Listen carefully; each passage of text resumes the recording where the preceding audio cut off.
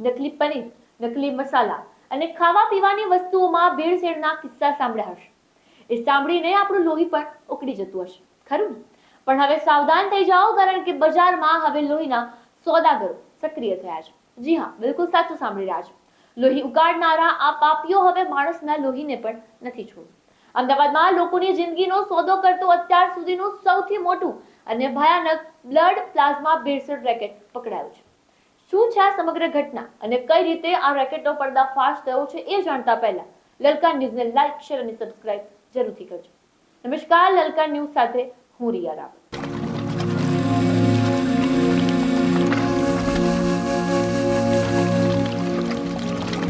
સૌપ્રથમ વાત કરીએ તો અમદાવાદ ગ્રામ્ય એસઓજીએ એક એવા કૌભાંડનો પર્દાફાશ કર્યો છે જે જાણીને કદાચ માનવતા પણ શરમાઈ જાય.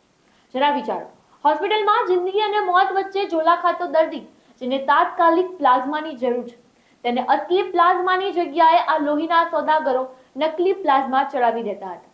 અને આ નકલી પ્લાઝમા શેમાંથી બનતું ખબર? માત્ર ને માત્ર સલાઇન વોટર, એટલે કે મીઠાવાળું પાણી.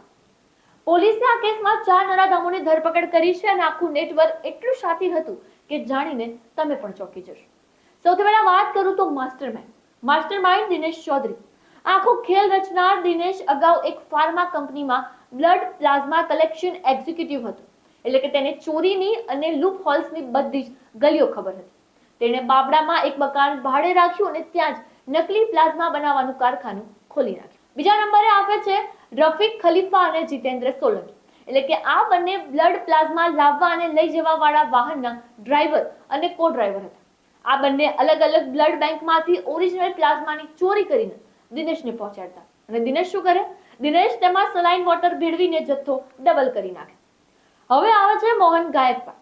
આ નકલી માલ ઠેકાણે પાડતો મહારાષ્ટ્રનો બ્લડ બેંક ઓપરેટર. એટલે કે અમદાવાદથી બનેલો આ નકલી માલ મહારાષ્ટ્રમાં અડધી કિંમતે વેચી દેવામાં આવતો. છેલ્લા 6 મહિનાથી આ કાળો કારોબાર ચાલતો અને પોલીસે દરોડા પાડીને 11 લાખની કિંમતની 1140 નકલી પ્લાઝમા બેગ જપ્ત કરી દીધી. પણ મિત્રો, મારો સવાલ એ છે કે આ પ્લાઝમા છે શું? કદાચ તમારો સવાલ પણ હશે.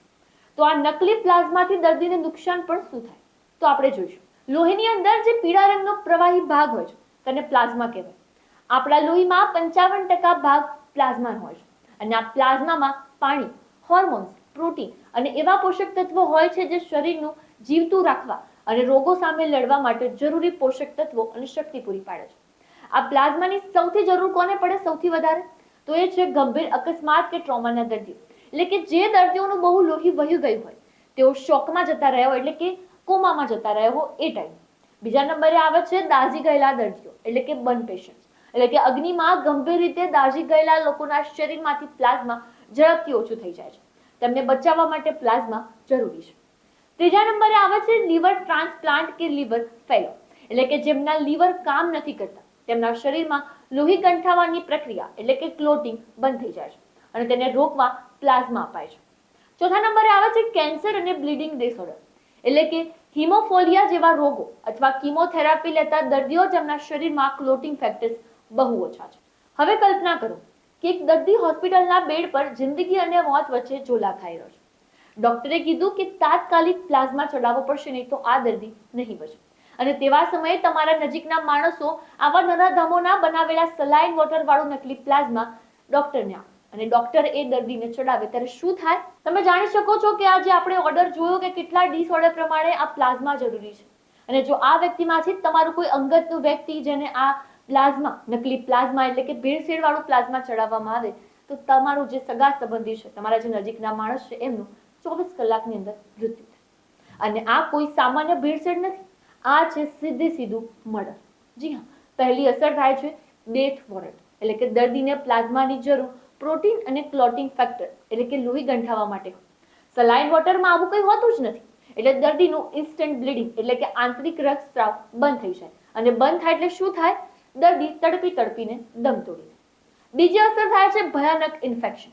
એટલે કે આ નકલી પ્લાઝમા કોઈ લેબોરેટરીના હાઇજેનિક વાતાવરણમાં નથી બન્યું. ક્યાં બન્યું છે? બાબડાના એક ગંદા મકાન, જ્યાં દૂષિત પાણી સીધું દર્દીના નસ વાટે લોહીમાં જશે ને જેનાથી આખા શરીરમાં સેપ્સિસ એટલે કે ભયાનક ઇન્ફેક્શન ફેલાઈ જશે. મલ્ટિપલ ઓર્ગન ફેક્ટર એટલે કે બધા અંગો કામ કરતા બંધ થવાથી દર્દીનું 24 કલાકમાં મૃત્યુ થઈ જશે. ત્રીજી અસર શું થશે? હાર્ટ ફેલ્યોર એટલે કે ખોટા પ્રમાણમાં સલાઈન બોડીમાં જવાથી ઇલેક્ટ્રોલાઇટ ઇમ્બેલેન્સ થાય છે, જેનાથી હાર્ટ એટેક કે હાર્ટ ફેલ્યોરનું જોખમ લાખો ગણું વધી જાય છે.